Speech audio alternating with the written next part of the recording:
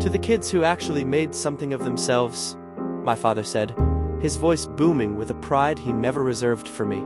To hard work that leads somewhere, and to never ending up cleaning toilets for a living. The table erupted in nervous laughter. I sat there, my hand frozen on my water glass, feeling the eyes of my successful siblings burning into my skin. They thought I was the failure. They thought I was just the help. But what they didn't know, in 10 years, that man would be standing in the rain outside my office, clutching a wrinkled resume, begging the janitor for a second chance. If you've ever been the black sheep of the family, the one everyone counted out while they bragged about their own perfect lives, this story is for you. Today, we're diving into a tale of silent grit, digital betrayal, and a revenge so cold it's served in a lobby made of glass and steel. Smash that like button if you believe success is the best revenge, and let's get into it. The Invisible Son. My name is Caleb. At 22, my life was measured in gallons of floor wax and the rhythmic swish of a mop. I was a janitor at a downtown office complex. To my father, a man who viewed life as a leaderboard, I wasn't even in the game. My brother, Mason, was the financial prodigy, strutting around in tailored suits. My sister, Leia, had married into a zip code that required a gate code. And then there was me. I didn't hate my job. There's a specific kind of peace in a building at 3 a.m. It's quiet. It's honest. While the rest of my family was chasing status, I was chasing a vision. Every paycheck I earned from those... Sure, he smirked. But don't you want a real career? One where you don't have to wear a name tag? Then came the toast. My father stood up, his face flushed with wine and ego. He praised Mason's bonus. He praised Leah's social standing, and then, he pictures of her kids' private school uniforms. At 26, I bought my first dump, a crumbling industrial building with pipes that groaned like dying animals. I lived in a tiny room in the back. I did the plumbing, I did the wiring, I did the cleaning. By 30, I owned 3. By 32, I had a property management firm and a portfolio that would make Mason's financial firm look like a lemonade stand. I didn't post about it. I didn't need their likes. I had the keys to the city, literally. Part 4, the sabotage. The family only reached out when they needed to feel superior. At Leia's 35th birthday, I showed up in a simple button-down. Didn't have time to change after work?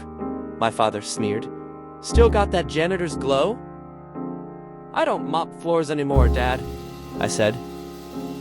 What? Promoted to head custodian? Mason barked. I finally snapped. I told them about the 3 buildings, the company, the zero debt. I expected shock. I expected maybe a well done. Instead, I got a week of silence, followed by a text from my mother telling me not to make scenes. But then, things started breaking. My newest building, a pristine acquisition, was hit by a wave of accidents. Leaky pipes that had been flying yesterday. HVAC units failing. Then, the bank called about unauthorized refund requests. I went into the back end of my system. I traced the IP. It didn't come from a rival company. It came from my parents' house. My father, the man who managed departments, had used an old login from a site he helped Mason build to get into my network. He wasn't trying to help. He was trying to break me because his janitor son had outgrown his shadow. The confrontation. I drove to their house. My mother was frosting cupcakes and Leia buzzed my desk. Caleb, there's a man in the lobby. He says he's here for the open technician role. He says he's your father. I stood at the tinted glass of my corner office. Down in the lobby, standing on the marble floors I owned, was a broken man. He'd lost his job in a corporate restructure. Mason's firm had tanked. Leah's husband was facing a messy audit. The golden children were tarnished, and the emperor was bankrupt. I let him wait. For 45 minutes, I let him sit on the designer leather chairs, clutching a folder of his experience. When I finally called him in, he couldn't look me in the eye. I have an opening, I said, sliding a contract across the desk. Property inspections? You'll check boilers. You'll check crawl spaces. You'll scan QR codes to prove you were there. It's entry level. Contract only. No admin access. No keys. He looked at the paper. It was the very work he had mocked at Thanksgiving. You already had this ready, he whispered. I knew you'd come eventually, I replied. Sign it or leave. He signed. He became my employee.